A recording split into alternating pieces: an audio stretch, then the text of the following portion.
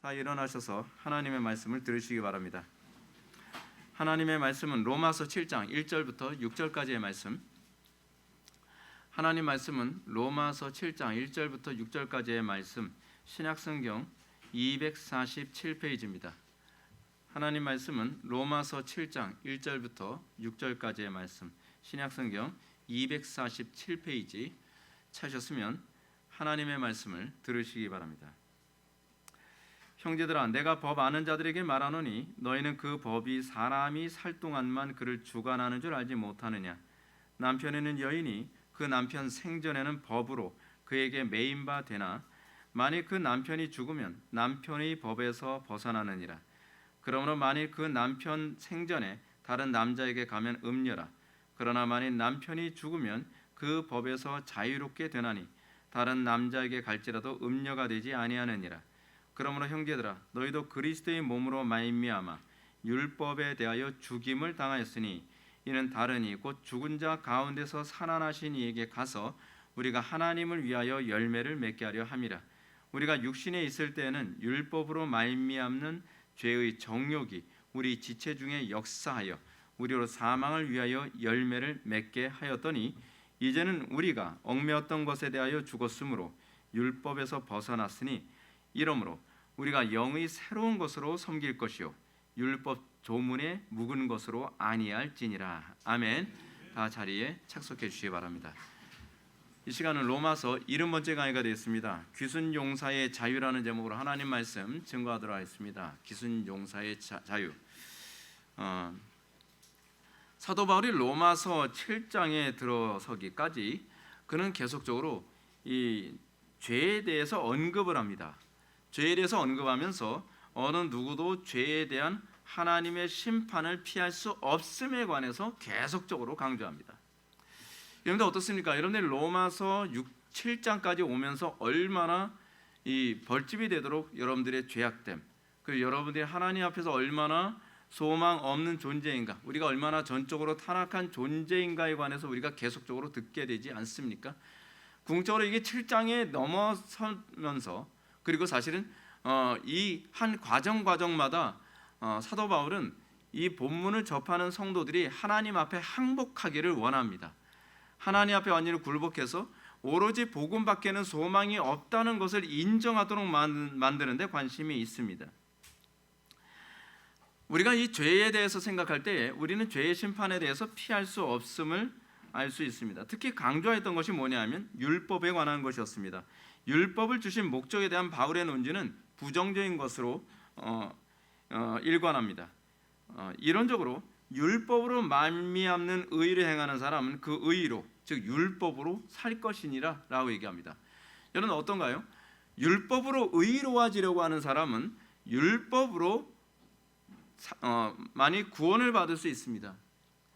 이 얘기는 무슨 얘기냐면 조그마한 죄도 저지르지 않고 철저하게 율법을 지켜야만 구원을 받는다는 얘기입니다. 아무도 그렇게 할 수 없습니다. 오로지 예수님만 그렇게 할 수 있습니다. 그런데 아무도 그렇게 할 수 없음에도 불구하고 우리는 내 자신에 대해서 끊임없이 이 가능성을 포기하지 않습니까? 내 행위로 나를 구원할 수 있다. 내 의로 나를 구원할 수 있다. 나의 지혜로 나를 구원할 수 있다. 우리가 하나님 앞에 그렇게 대단한 존재가 아닌데 우리는 내가 굉장히 대단한 존재라고 하는 것을 놓지 않으려고 합니다. 우리는요 본성적으로 또는 기본적으로 우리는 굉장히 허영이 가득합니다. 우리는 사실 아무것도 없거든요. 우리는 사실 아무것도 잘난 것도 없고 아무런 의로운 것도 없습니다. 근데 우리는 자꾸 이게 허영으로 뭔가 자기를 과장하고 자꾸 포장해서 내가 얼마나 대단한 존재인지 보여주고 싶어 하는 겁니다. 여러분 특히 우리나라 사람들이 가지고 있는 기본적 사고가 뭡니까? 허례호식이라는 게 굉장히 강하지 않습니까? 왜 우리나라 사람들은 그렇게 학위를 못 따서 안달입니까? 왜 우리나라 사람들은 그렇게 외모를 치장하지 못해서 안달입니까?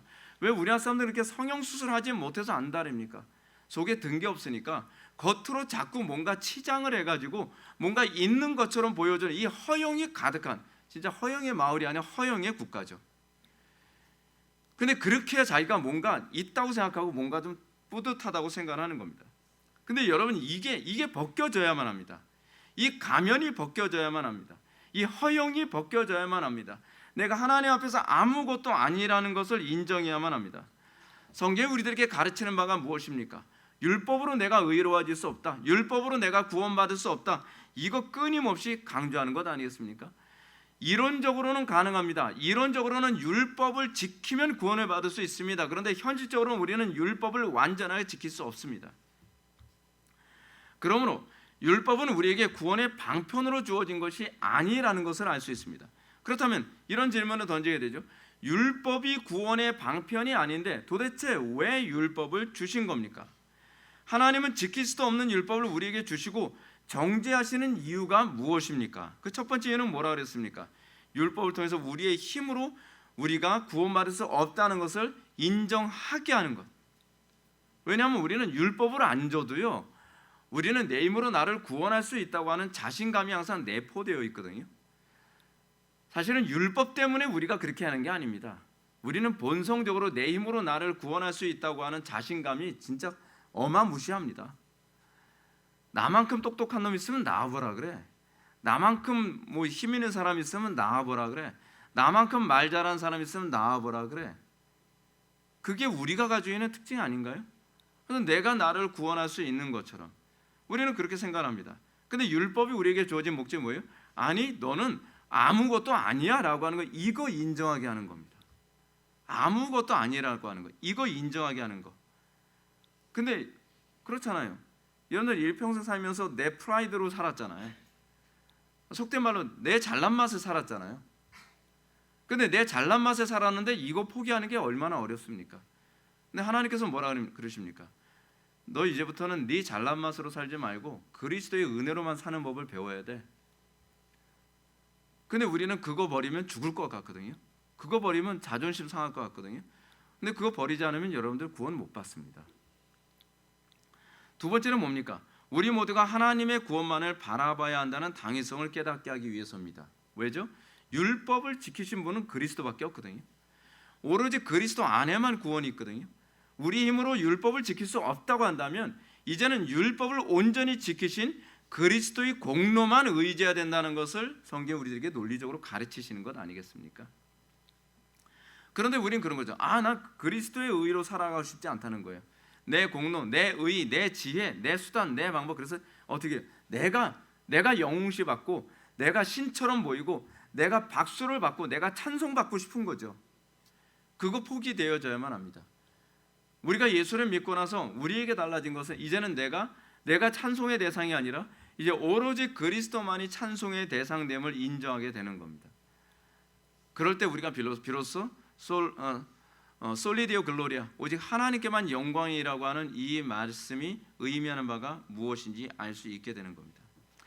이런 율법에 대한 부정적 언급은 이제 7장에 들어가는 기초석이 됩니다. 그러니까 이 율법에 대한 부정적인 언급, 다시 얘기해서 이 6장까지의 이 말씀을 통해서 우리가 어떤 상태가 되어야 비로소 우리가 7장을 받아들일 수 있다는 겁니까? 내가 죄인이라고 하는 것, 내 힘으로 나를 구원할 수 없다고 하는 것, 오로지 그리스도께만 소망이 있다고 하는 것, 이거로 끊임없이 논리적으로 사도 바울이 우리를 설득하고 난 다음에 자 이제 7장으로 들어가자라고 얘기하는 것입니다. 여러분들에게 7장이 그렇게 와닿아야만 합니다. 자, 그런데 율법은 그 자체로 우리에게 정죄를 주기 위함만이 아닙니다. 율법은 우리로 하여금 우리 상태가 어떤 상태인지 객관적으로 진단하게 만들기 위해서 존재한다 그랬죠. 마치 율법이 우리의 질병 상태를 측정하는 리트머스 시험지와 같다는 것입니다. 근데 여러분, 이게 또 이런 게 있습니다. 예배가 리트머스 시험지라는 거 여러분 알고 계십니까? 여러분들은 어떤지 모르시겠지만 저는 여러분들이 아무리 신앙이 좋은 것처럼 행동을 해도요, 예배에 임하는 모습 보면 거의 다 드러납니다. 그러니까 이게 우리 하나님께 대한 불경건이 평소에는 잘 포장되고 잘 감춰져 있어요. 그렇죠? 우리 사람들하고 대화할 때 얼마나 내가 경건한 것처럼 얘기할 수 있습니까? 우리가 남들과의 관계에서 얼마나 신사적이고 젠틀하며 얼마나 도덕적인 존재인 것처럼 우리가 감출 수 있습니까? 그런데 공적인 예배 때 하나님의 임재가 딱 임하면 사람들이 막 못 참아해요. 다양한 방식으로 나타납니다. 진짜 다양한 방식으로 나타나요. 그래서 이 하나님의 임재가 딱 임하면 진짜 이 사람들의 영적 상태가 저랬었구나, 저 사람이 영적으로 저런 사람이었구나. 완전히 리트머스 시험지 같습니다.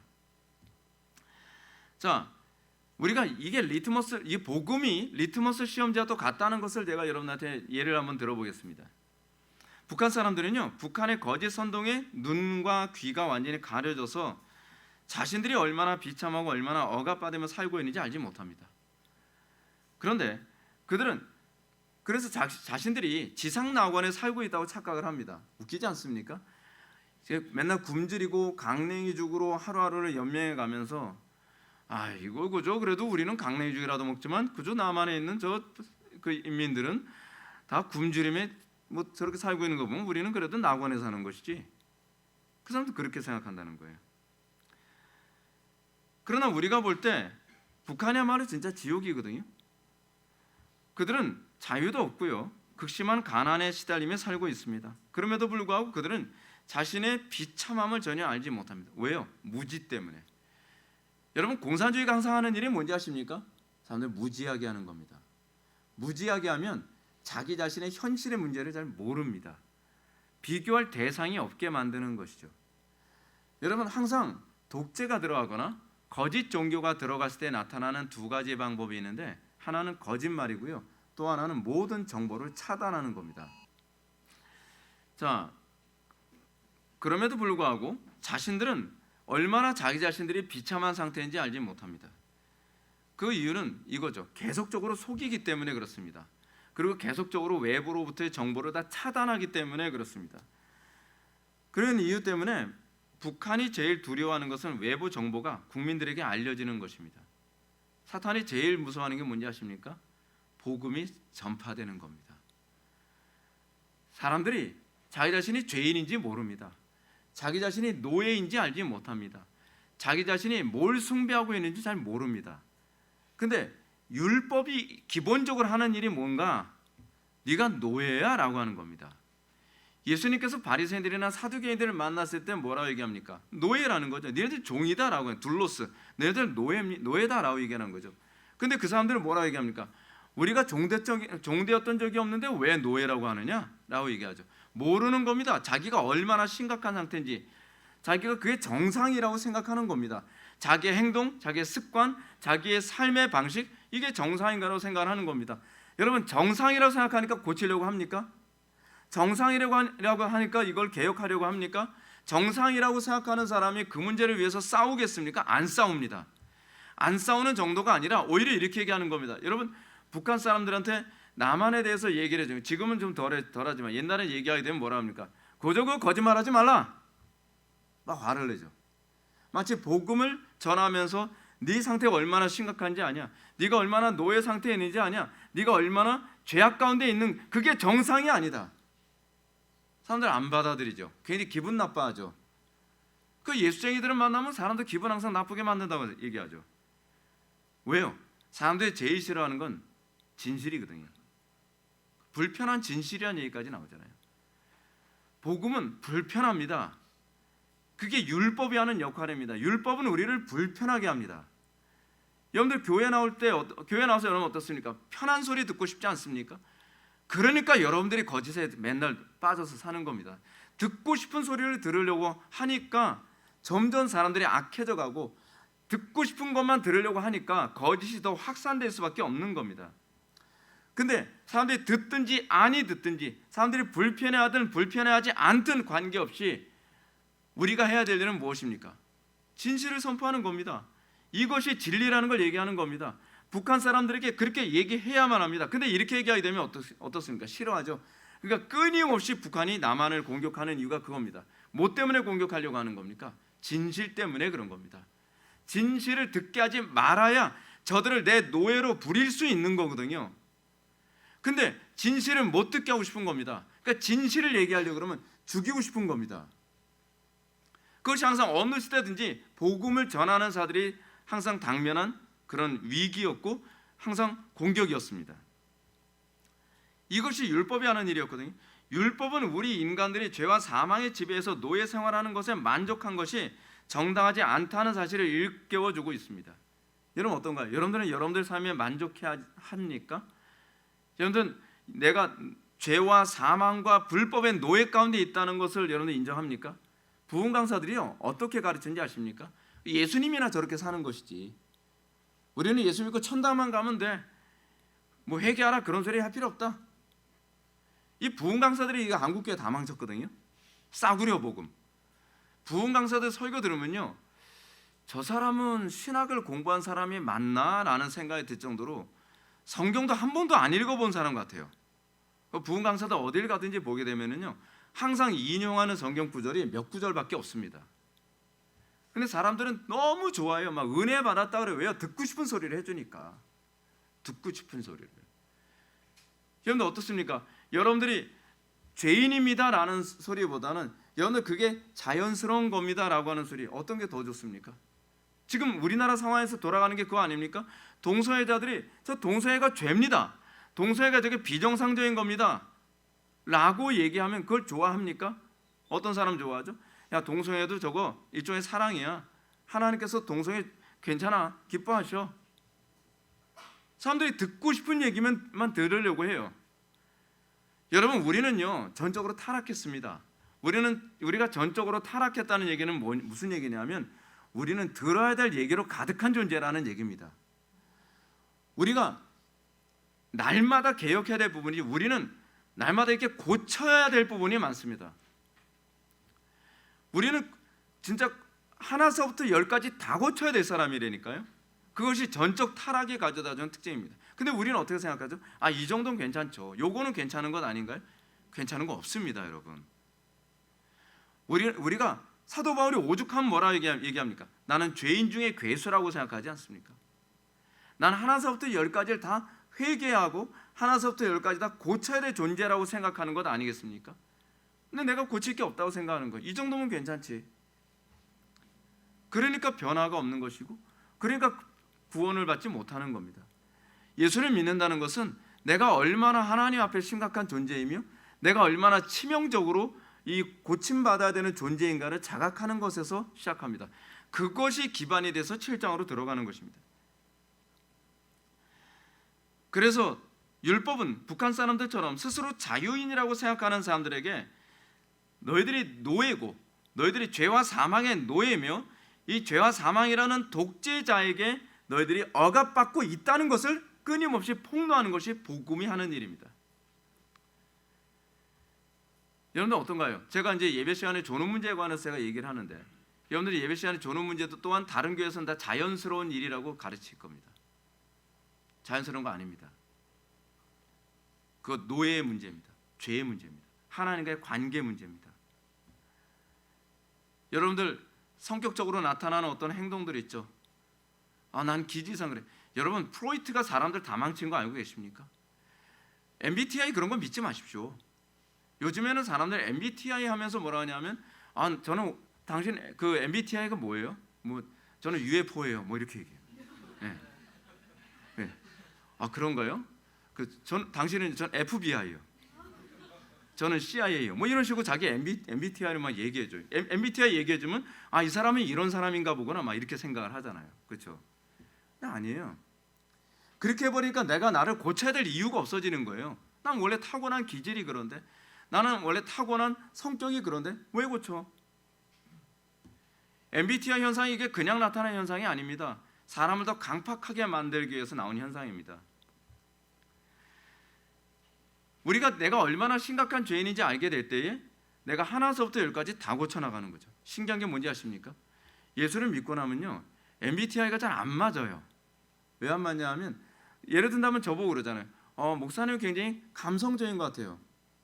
근데 목사님 굉장히 아마 이 설교 들은 분은 감성적이라는 말 걷지도 않은 소리 한다고 그래요. 아니, 저 원래 그래요. 저 굉장히 감성적이에요. 근데 제가 은혜를 받고 나서 달라진 것 중에 하나가 뭐냐면, 감성적인 것과 이성적인 게 동시에 같이 충만하게 공존해요. 여러분, 예수 그리스도를 MBTI로 여러분들 측정해낼 수 있을 것 같습니까? 예수를 믿는다는 건 그리스도와 연합하여 그의 거룩함에 참여하는 것입니다. 우리는 날마다 그의 형상에 닮아가는 겁니다. 근데 MBTI를 일단 규정을 해버리면 더 이상 고칠 건덕지가 없어지는 거예요. 회개할 건덕지가 없어져 버리는 겁니다. 근데 우리는 그걸 너무 신뢰합니다. 1983년 2월 25일에 여러분들 무슨 일이 있었는지 여러분 아십니까? 이웅평 씨라고, 이제 북한식으로 리웅평이죠. 리웅평 씨가 그 미그기를 타고서 남한을 넘어왔습니다. 그때는 난리 났었습니다. 제가 그 당시 초등학생이었던 것 같은데, 이게 북한의 전투기가 날아오니까 아까 삑 소리 난 것처럼 막 진짜 사이렌 울리고 난리도 아니었어요. 그래서 막 전투기가 막 이렇게 하니까 이거는 귀순한다는 의미거든요. 양쪽으로 날개를 흔드는 건. 그래서 그 사람들을 왜냐하면 처음으로 전투기 몰고 귀순한 케이스가 이 이웅평 씨였거든요. 근데 이 이웅평 씨가 어떻게 남한으로 귀순하게 된 겁니까? 라고 물어보니까 남한 방송 들으면서 자신이 북한에서는 결코 자신의 삶이 정상적인 삶이 아니라는 걸 알았다는 겁니다. 내가 속았구나라는 걸 알았다는 겁니다. 이웅평 씨가 남한 방송 듣기 전에는 북한에서 사는 삶 자체가 이게 기준이었습니다. 당연히 이렇게 사는 것이지, 당연히 이게 인간이 사는 것이라고 이렇게 기준을 잡고 살았던 거죠. 그렇기 때문에 자신의 삶이 정상적이고 평범한 삶이라고 생각했습니다. 그러나 그가 남한 방송 들으면서 북한의 삶은 노예 삶이라는 걸 알게 된 겁니다.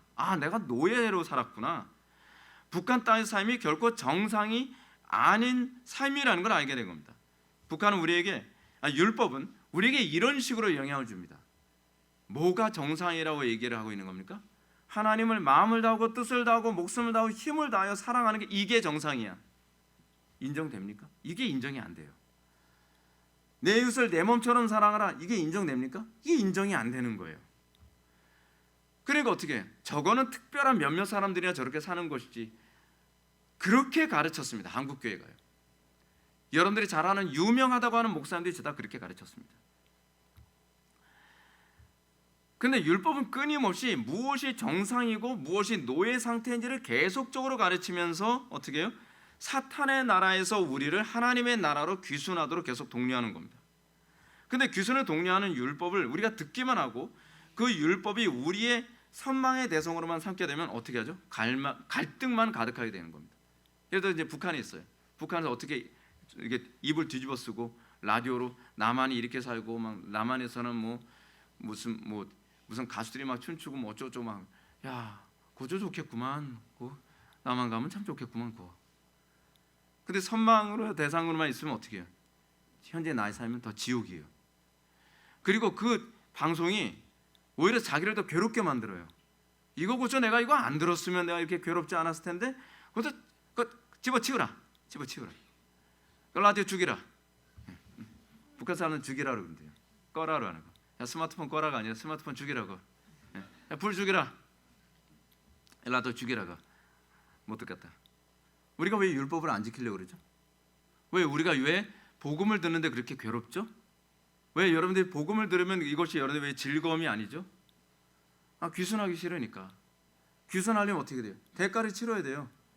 귀순하려면 내가 이 북한 땅에 있었던 모든 걸 다 포기하고 그냥 맨몸으로 알몸으로 그냥 가야 되는 거예요. 그게 쉽냔 말이에요.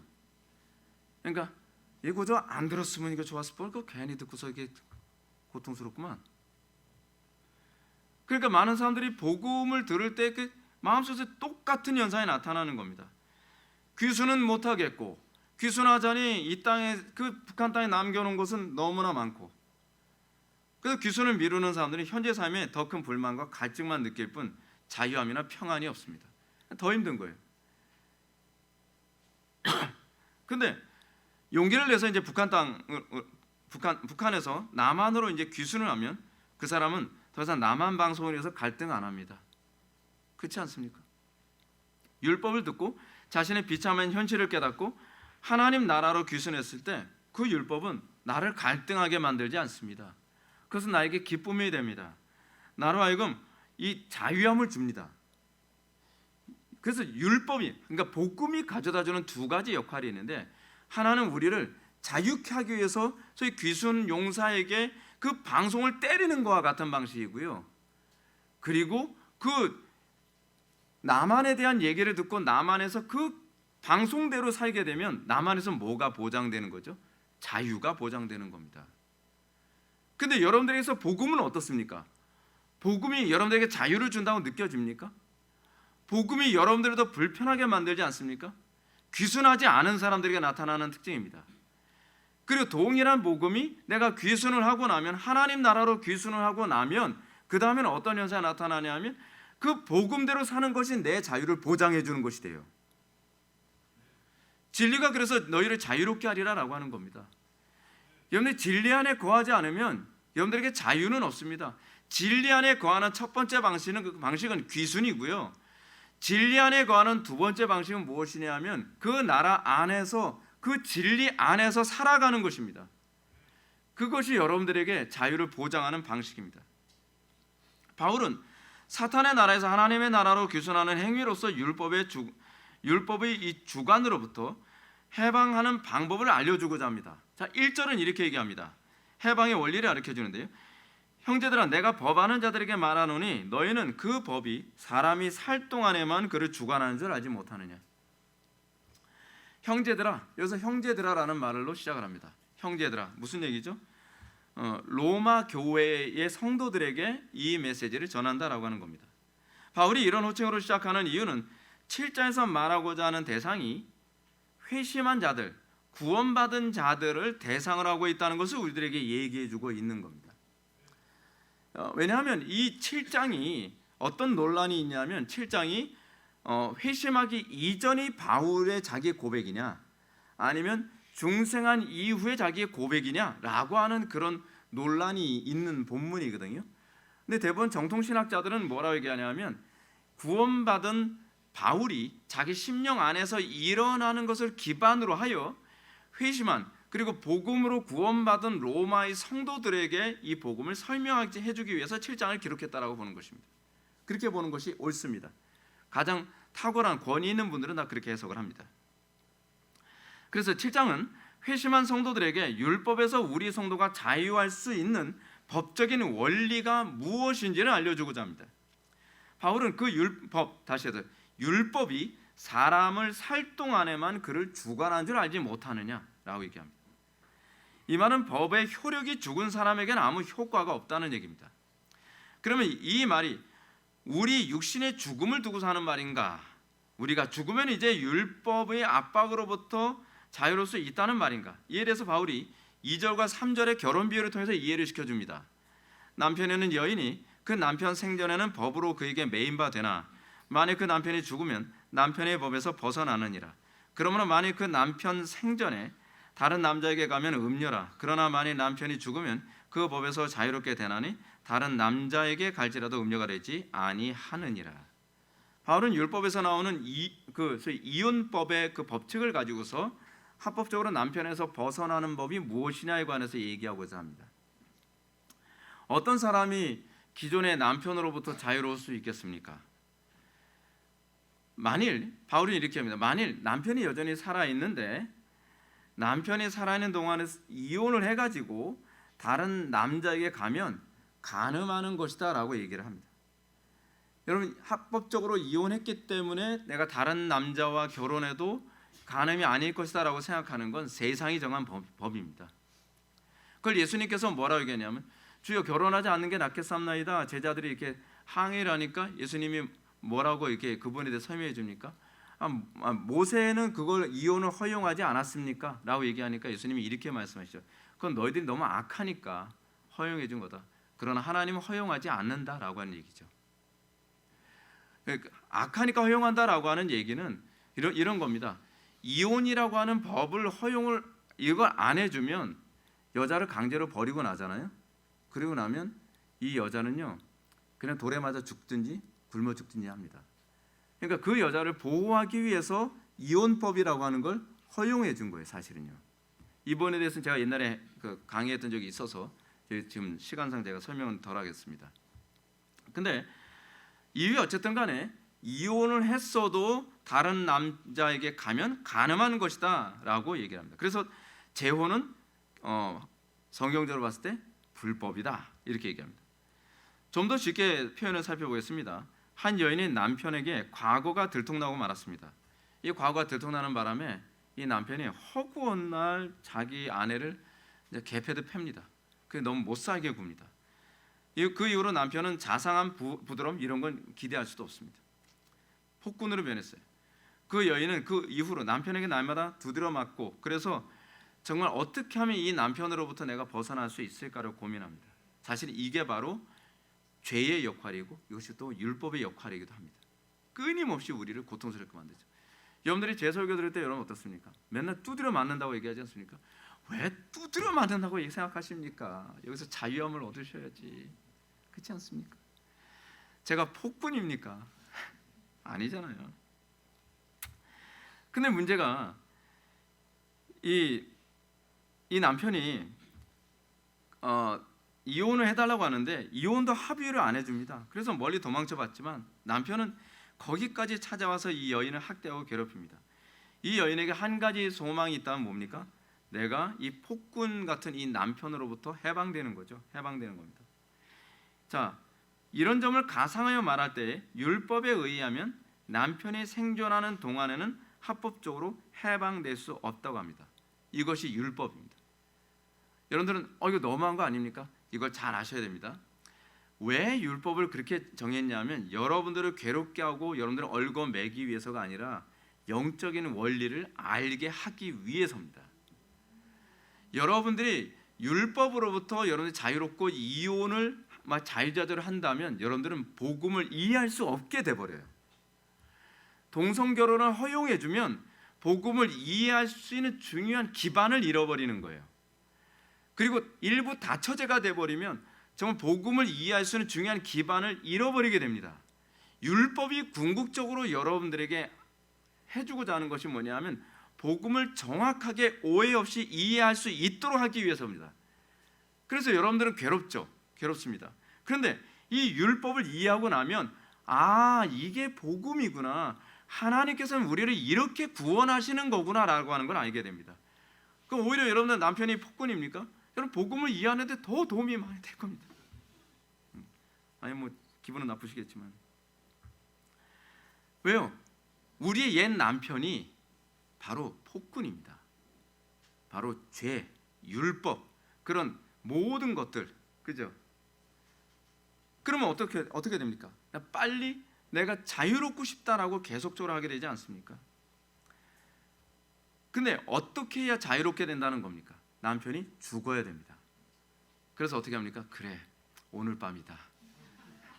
넌 죽었어. 이러라는 얘기 아닙니다. 죽어야 된다라고 하는 이 말이 가져다주는 핵심이 있는데요. 그것은 하나님의 주권이라는 겁니다. 한 사람이 죽고 사는 것이 여러분 사람 마음대로 됩니까? 하나님께서 죽고 사는 것을 결정한다라고 했을 때에 우리의 회심의 문제가, 우리의 중생의 문제가 하나님의 주권으로만 가능하다는 겁니다.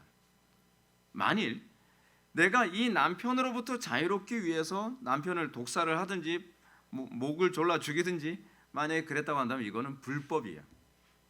죽었다 하더라도 불법인 거예요. 다른 남자와 결혼해서 사는 건 거기다 죄를 더한 거죠. 뭐예요? 살인죄까지 더하게 되는 겁니다. 중요한 것은 우리의 삶의 매 순간순간마다 하나님의 주권을 인정하는 것이 중요하다는 거죠. 자, 그런데 어느 날 폭군이었던 남편이 갑자기 세상을 떠났습니다. 이것은 하나님의 주권으로 일어난 것이죠. 남편의 죽음은 곧 이 여인에게 학대와 폭력으로부터 해방을 의미합니다. 근데 이게 학대와 폭력으로부터 해방이 이 여인이 무엇을 해서 얻게 되어진 수확이 아니에요. 하나님께서 일방적으로 이 남편을 죽게 만들므로 얻게 되어진 수확이죠. 솔라 그라티아, 오직 은혜라는 겁니다. 그리고 이 여인은 비로소 전 남편과는 완전히 다른 자신만 사랑하고 품어줄 수 있는 온화한 남자와 결혼을 하게 됩니다. 이것이 바로 복음이고 이것이 바로 예수를 믿음으로 그리스도와 연합한다는 개념입니다. 그리고 이 여인은 새로운 생활을 하게 되죠. 자, 이것을 바울이 율법과 연결해서 4절에서 이렇게 설명합니다. 그러므로 내 형제들아, 너희도 그리스도의 몸으로 말미암아 율법에 대하여 죽임을 당하였으니 이는 다른 이 곧 죽은 자 가운데서 살아나신 이에게 가서 우리가 하나님을 위하여 열매를 맺게 하려 함이라. 바울은 결혼법을 통해서 율법을 설명합니다. 그는 그리스도의 몸으로 말미암아 우리가 율법에 대하여 죽임을 당했다라고 얘기합니다. 그리스도의 몸으로 말미암아. 자, 이 말은 3절에서 남편의 죽음에 대해서 언급하는 것과 이렇게 얘기를 연결을 시키면 뭐가 말이 안 됩니다. 1절부터 3절에서는 누가 죽어야 되죠? 남편이 죽어야 되잖아요. 근데 3절에서는 남편은 죽을 수가 없습니다. 왜냐하면 그 남편이 율법이니까. 율법을 어떻게 죽여요? 율법은 죽지 않습니다. 율법이 죽지 않으니까 반대로 누가 죽어야 됩니까? 여인이 죽는 것으로 다시 표현을 바꿉니다. 사도 바울이요. 따라서 남편으로 표현된 율법이 죽을 수 없다면 다른 한쪽인 여인으로 표현된 우리 쪽이 죽어야 한다는 얘기죠. 그래서 폭군인 율법으로 그래야만 폭군인 율법으로부터 벗어날 수 있기 때문입니다. 그런데 우리가 죽은 그 근거를 바울은 이렇게 얘기합니다. 그리스도의 몸으로 말미암아 율법에 대하여 죽임을 당했다.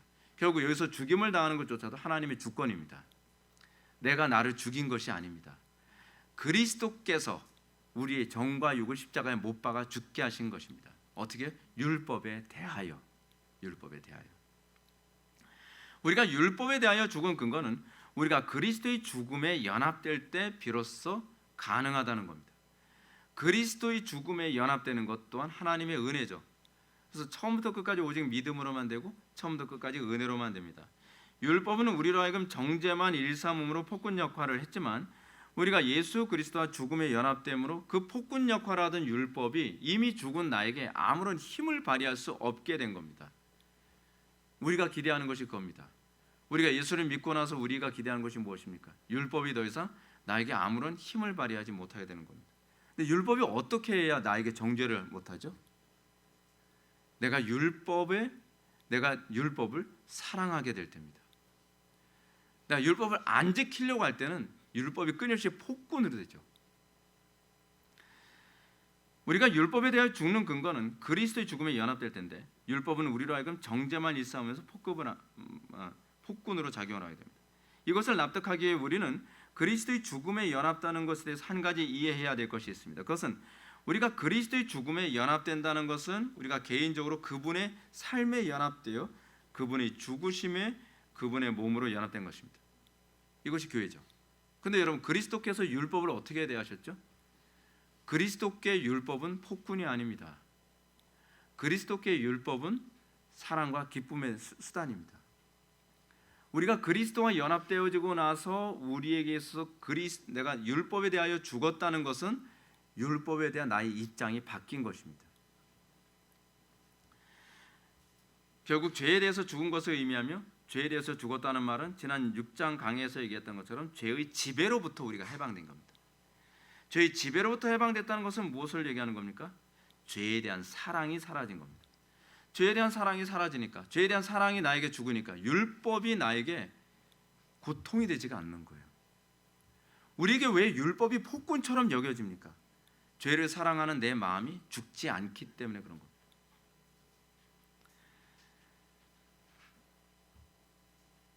그렇습니다. 우리가 율법의 정죄로부터 해방되었다는 방식은 율법이 더 이상 의무가 아니라 기쁨이 될 때 비로소 가능합니다. 그리스도 안에서 율법에 대하여 죽임을 당했다는 말은 이제 더 이상 율법이 구원의 수단으로서 우리에게 공포를 주는 것이 아니라 이제는 율법이 내가 하나님을 적극적으로 사랑하는 수단이 되었다는 겁니다.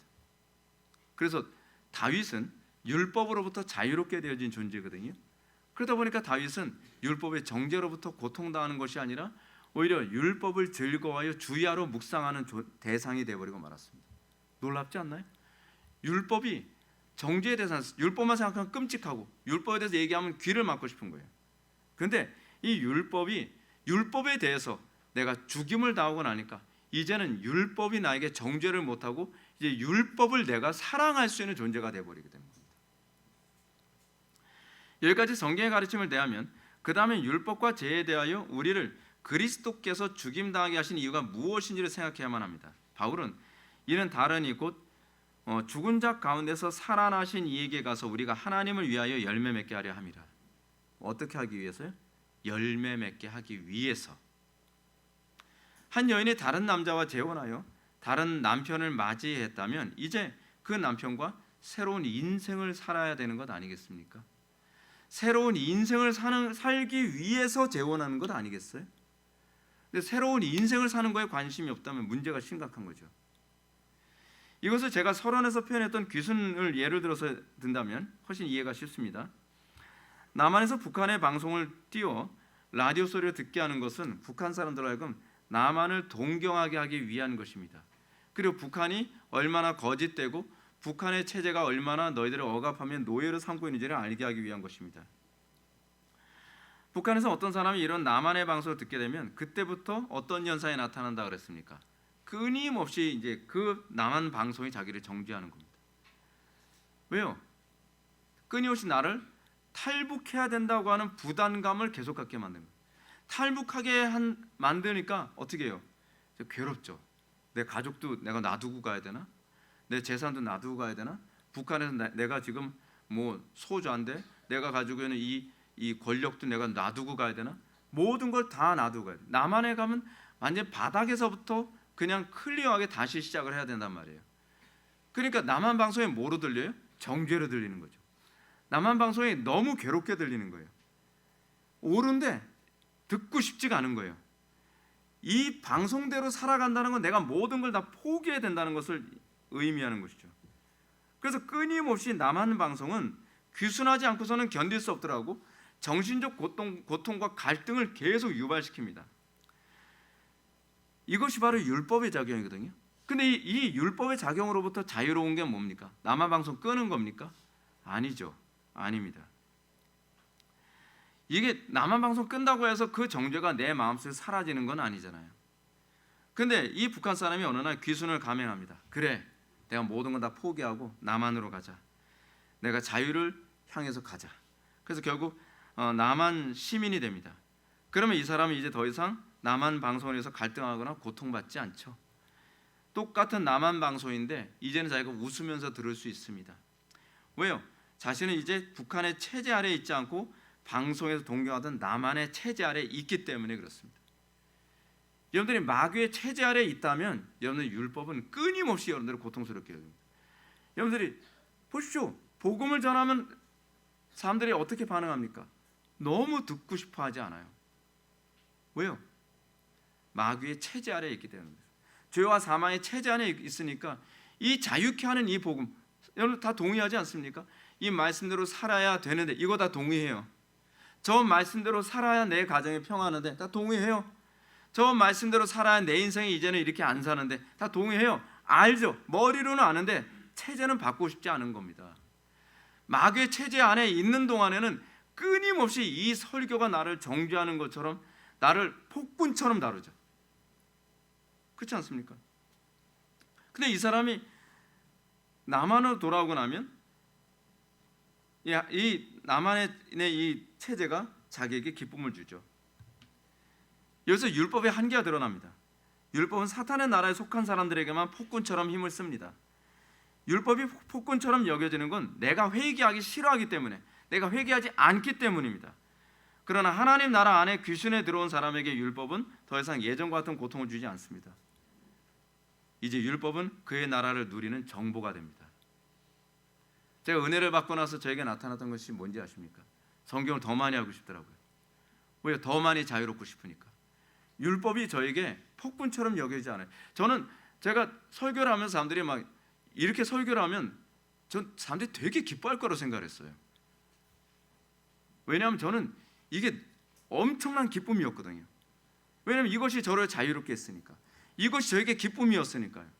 근데 사람들이 싫어해요. 왜 싫어할까? 전 처음에 개척하면서 한 10년 동안은 이해가 안 됐어요. 이 기쁜 소식을 온 세상에 전하는데 왜 사람들이 싫어할까? 율법이 폭군처럼 여겨지는 거예요. 나 그렇게 살고 싶지 않아요. 난 천당만 가면 그만이라니까요. 계속 폭군처럼 여겨지는 거예요. 저는 기쁨으로 증거하는데 듣는 사람은 마치 폭군한테 막 시달리고 있는 것 같이 보는 거예요. 좀 그만 좀 했으면 좋겠다. 막 그런 거 있잖아요. 왜 그럴까? 왜 그럴까? 난 이해가 안 되네. 근데 이유가 뭐냐면 그 사람들이 죄에서 나오기 싫은 거예요. 내 삶을 개혁하기 싫은 거예요. 나를 바꾸기 싫은 거예요. 그 말씀대로 살면 어떻게 해야 되죠? 내가 게으름을 포기해야 돼요. 그 말씀대로 살면 내가 불법한 방법으로 이득을 취하던 걸 포기해야 돼요. 내가 그 말씀대로 살면 내가 좋아하던 인간관계 끊어야 돼요. 그 말씀대로 살면 내 육신적으로 즐거웠던 거 포기해야 돼요. 그러니까 설교가 막 폭군이 막 휘두르는 것처럼 그렇게 여겨지는 거죠. 근데 회개하고 나면 어떻게 해요? 이렇게 되는 거죠. 그 맥체인 목사님이 설교를 하면 막 회개를 막 외치고 나면 휘필드 목사님도 맥체인 목사님도 설교하면서 너무 마음이 힘들어서 제가 설교를 오늘 그만하고자 합니다. 라고 회중들 사이에서 이렇게 반응이 나왔다 그러죠. 목사님, 우리에게 복음을 더 들려주십시오. 우리에겐 복음이 필요합니다. 왜요? 회개하고 싶으니까. 나에게 있어서 난 더 많은 자유를 누리고 싶으니까. 근데 아무리 꿀송이 같고 아무리 하나님의 말씀이 천둥과 번개처럼 쏟아진다 할지라도 회개할 마음이 없는 사람에겐 복음은 폭군이죠. 율법이 폭군처럼 여겨지는 겁니다. 여기서 우리는 예수님께서 우리가 율법으로부터 자유롭기 위해 죽으셨다는 이유를 귀순용사에 대한 예로 다시 한번 좀 살펴보고자 합니다. 우리는 남한에서 북한에 대북 방송을 하는 이유는 귀순만 하게 하는 데 있지 않습니다. 여기에 더 중요한 목적이 있습니다. 그것은 귀순한 사람이 남한 사람처럼 살도록 하는 데 있습니다. 우리는 북한에서 남한으로 왔다 해서 다 귀순용사라고 부르지 않습니다. 북한에서 남한으로 왔어도 그 중에 어떤 사람은 귀순용사로 가장하는 간첩도 있습니다. 귀순용사와 간첩의 차이가 뭡니까? 몸뚱아리는 똑같이 왔죠. 그런데 문제는 귀순용사는 북한에서의 삶을 청산하고 남한 시민으로 살기 위해서 온 사람이지만, 남파 간첩은 남한으로 왔지만 여전히 북한의 체제 아래에 있고요. 여전히 북한에 있는 것들은 남한에 내가 몸이 있다 할지라도 다 같이 연동되어져 있는 겁니다. 내가 남한으로 왔지만 여전히 북한에는 내 가족들하고는 끊어진 관계가 아닙니다. 북한에는 나의 계급은 여전히 끊어진 관계가 아닙니다. 남한에서는 나를 일반 사람으로 여기지만 북한에서는 여전히 나를 소자로 보고 있는 겁니다. 그 체제 안에 있는 겁니다. 이게 간첩입니다. 간첩을 찾으십시오. 간첩. 교회 안에 이런 간첩들이 바글바글합니다. 바글바글해요.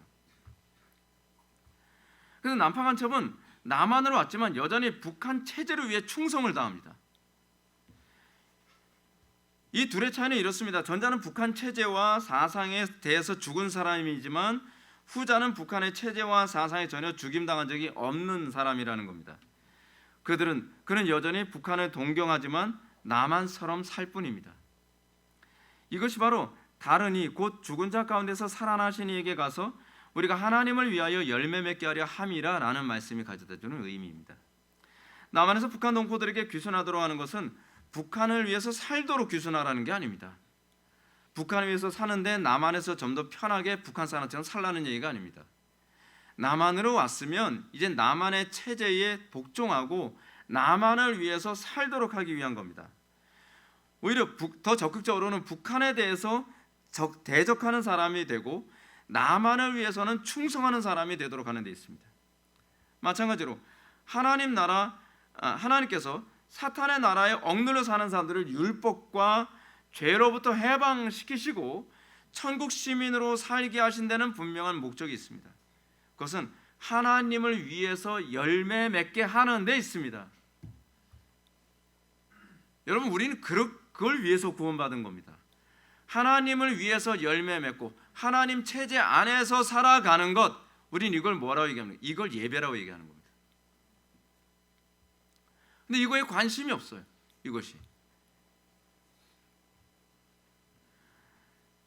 그러면 하나님을 위한 열매가 무엇입니까? 첫째는 우리의 거룩함이요, 둘째는 하나님 나라 확장입니다. 그러므로 성경은 죄에 합당한 열매에 대하여 자주 강조합니다. 그런데 만약 사탄의 나라에서 하나님의 나라로 귀순했다고 하면서 하나님 나라의 법과 질서와 체제를 위협하고, 교회 안에 그런 사람들이 얼마나 많은지 모릅니다. 그 위협하고 여전히 마귀의 법과 질서를 따르며 마귀의 나라를 구축하는 데 충실한 삶을 살아간다면 그 위장된 귀순용사죠. 간첩이란 얘기입니다. 교회 안에 그런 간첩들로 바글바글하게 했습니다.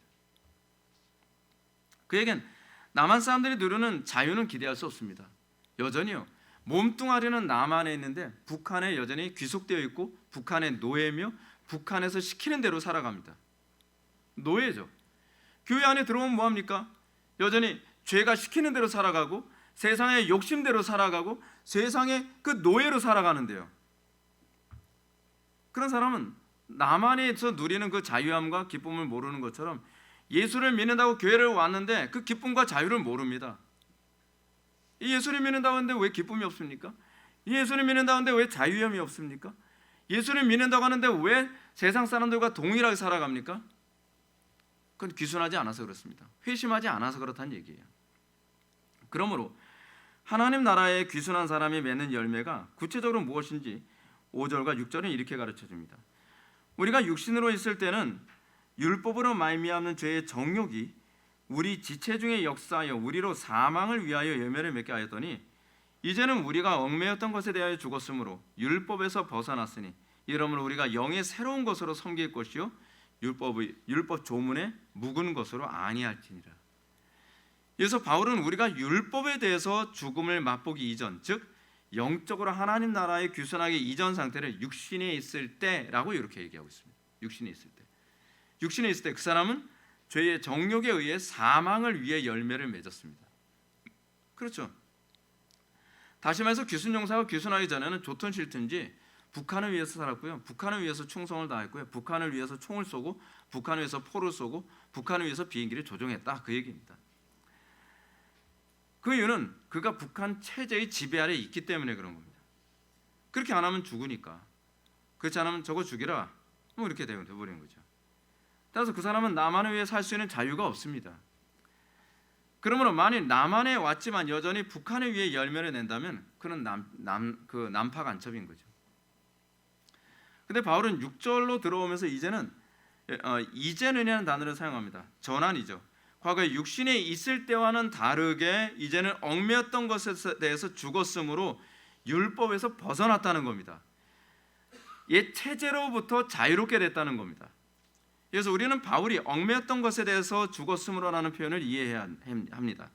이 말은 과거 법적 제재에서 자유롭게 되었다는 것을 의미하거든요. 남한에서 유행하는 노래를 하거나 적극적으로 북한의 체제에서 비판할 수 있는 자유가 없었죠. 오직 북한의 체제에만 복종하며 살아야 했습니다. 그러나 이제는 귀순했기 때문에 이전 체제의 법이 그 사람에게는 효력을 발휘할 수 없습니다. 그렇죠? 제가 이거 설교 준비하면서 이런 생각을 했습니다. 남한과 북한과의 관계는 성경적인 관계구나라는 걸 알게 됐어요.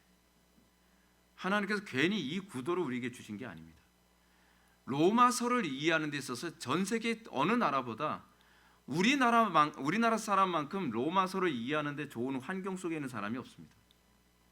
진짜 완벽하게 성경적입니다. 완벽하게 북한은요, 죄와 사망과 율법의 지배 아래에 있는 세상이고요. 남한은 완벽하게 하나님의 복음 안에서의 자유함이 무엇인지 보여주는 샘플입니다. 그냥 샘플 같은 나라입니다. 남한과 북한은. 하나님께서 그렇게 우리나라를 세우신 겁니다. 자, 그래서 우리는 얽매였던 것에 대해서 죽었음으로 하는 표현을 좀 이해합시다. 이 말은 과거 법적 제재에서 자유롭게 되었다는 것을 의미하죠. 귀순용사의 예로 말한다면 귀순하기 전에는 나만을 찬양하는 말을 할 수 없다는 거죠. 그래서 우리가 과거의 사탄의 나라에서 이제는 하나님의 나라로 귀순하였다면 이제는 하나님 나라의 새로운 법을 섬기며 살아가야 마땅하다는 겁니다. 근데 남한에 와서 이 사람이 귀순했다고 칩시다. 그리고 진짜 북한 체제를 싫어해서 왔다고 쳐요. 근데 남한 체제에서 요구하는 법과 질서를 안 지키면 그 사람은 또 자유가 제재를 받습니다. 감옥에 들어가죠. 여러분들이 거듭났다 해도 그렇습니다. 여러분들 중생했다고 해도 그렇습니다. 여러분들이 하나님의 법대로 살지 않으면 중생했어도 마치 노예처럼 살아가는, 자유가 없는 것처럼 살아가는 고통 가운데 거하게 됩니다. 다윗이 주의 율법을 즐거워하여 주야로 묵상할 정도로 그는 율법으로부터 완전히 자유롭게 된 존재임을 시편 1편이 얘기해주고 있죠. 근데 시편 51편에서 다윗은 우리아의 아내 밧세바를 범함으로 그 기쁨과 그 자유함을 다 상실해버리고 맙니다. 왜요? 하나님 나라 안에서의 법을 그가 지키지 않았기 때문에 그렇습니다. 처음 바울이 결혼을 비유로 들었던 것처럼 남편이 바뀐 여인은 이제 새 남편에게 그 마음을 쏟아야 합니다. 새 남편과 재혼하고 나서 아직까지 그 남편에 대한 마음을 버리지 못한다면 그 결혼 생활은 불행할 수밖에 없는 거죠. 우리는 옛 남편을 마음에서부터 버리고 새 남편이신 예수 그리스도와 연합했습니다. 그럼에도 불구하고 우리 마음속에 여전히 옛 남편에 대한 미련이 있음을 인정할 수밖에 없습니다. 그래서 다시 옛날처럼 죄짓고 싶고 옛날처럼 살고 싶습니다. 그래서 새 남편이신 그리스도의 품속에 있으면서도 이미 죽은 과거의 남편을 생각하는 정신적 간음을 할 때가 많죠. 이것이 이미 구원 얻었음에도 불구하고 성도들 속에 남아있는 딜레마입니다. 딜레마. 사랑하는 성도 여러분, 여러분은 분명히 하나님 나라로 귀순했습니까? 아직 귀순하지 않았다면 여러분들에게 율법은 여전히 귀순하라는 괴로운 메시지로 들릴 겁니다. 설교를 들으면 들을수록 자유함이 아니라 설교를 들으면 들을수록 더 우울해지고, 설교를 들으면 들을수록 정죄로 들리고, 설교를 들으면 들을수록 불편하게 들리는 거예요. 그것은 그 사람이 율법으로부터 자유롭지 않은 사람이라는 것을 스스로 반증해 주는 겁니다. 하나님 나라로 귀순했다면 설교를 들으면 들을수록 하나님 나라 안에서는 이렇게 살아야 더 자유롭게 사는 거구나, 하나님 나라 안에서 이렇게 살아야 내가 감옥에 가지 않는구나, 그런 거 알게 되지 않겠습니까? 그래서 저는 제가 은혜를 받고 나서 복음을 정확하게 알아가면 알아갈수록 너무 흥분이 돼서 그걸 더 많이 알고 싶은데, 복음을, 그러니까 이 율법으로부터 자유롭지 못한 사람들은 정확한 복음이 선포되면 선포될수록 너무 힘들어요. 너무 힘들어요. 왜요? 자기는 그렇게 살고 싶지 않거든요. 자기는 여전히 이 옛적 체제, 그 체제 안에 머물러서 나오고 싶지가 않은 겁니다. 무엇이 옳은지는 알겠는데, 그렇죠? 그래서 자유함이 없죠. 율법은 여러분이 하나님 나라 풍요를 누리도록 만드는 안내자 역할을 하게 될 겁니다. 여러분들이 정말로 거듭났다면 사랑하는 그리스도를 어떻게 더 사랑할 수 있는지 알려주는 가이드가 됩니다. 하나님을 위하여 열매 맺게 만드는 수단으로서 작용하게 됩니다. 그러므로 우리에게 율법은 율법 조문으로 묶은 억압적 징표가 아닙니다. 영의 새로운 사랑의 수단으로 여겨질 겁니다. 여러분이 참으로 하나님 나라로 귀순한 사람의 가장 중요한 시금석인 율법이 부담스러운 귀순 메시지로 들리는지, 아니면 사랑하는 그리스도의 사랑의 편지로 들리는지를 보시면 됩니다. 다윗은 나는 참으로 귀순한 사람입니다라고 하는 걸 시편 1편으로 계속 설명하고 있지 않습니까? 악인은 어떻게 살아간다 얘기합니까? 오만한 자리에 앉고, 그리고 죄악의 길에서 서 있고 그런다 그러잖아요. 근데 귀순한 사람들, 그리스도 안에 들어온 사람들은 어떻게 얘기합니까? 주의 율법이 즐거워서 주야로 묵상해요.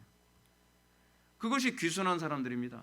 그것이 하나님 나라로 귀순한, 소위 회심한, 거듭난 사람들에게 나타나는 특징이죠. 그래서 율법을 주야로 묵상하며 날마다 열매 맺는 데 관심을 갖습니다. 어떤가요? 우리가 나무를 심고 나무를 키우면서 열매 맺는 그 기쁨으로 우리가 나무를 키우는 것 아니겠습니까? 근데 열매 맺는 거에 여러분들 관심이 없으면 나무를 키워본 적이 없는 거죠. 여러분들이 속에 나무가 자라기 시작했다면 열매를 기대할 겁니다. 내가 그리스도와 연합됐다면 더 아름다운 열매가 맺혀지기를 기대할 겁니다. 근데 열매에 대한 기대가 없습니까? 그리고 여러분들은 오히려 열매 맺도록 하는 말씀에 대해서 혐오스럽고 불편하고 포갑적으로 여겨집니까? 여러분들에게 회심의 역사가 나타나기를 주님의 이름으로 축원합니다. 기도하시겠습니다. 사랑이 많으신 하나님, 우리가 이 땅에서 영적으로 귀순한 존재로서 하나님 나라 안에 하나님의 체제 아래서 우리가 하나님의 그 법을 즐거워하는 성도됨이 선명하게 드러나기를 원합니다. 우리의 삶 속에서 자유함을 우리가 더 맛보기 원합니다. 우리에게 그 은혜로 풍성하게 채워 주옵소서. 예수님의 거룩하신 이름으로 기도드리옵나이다.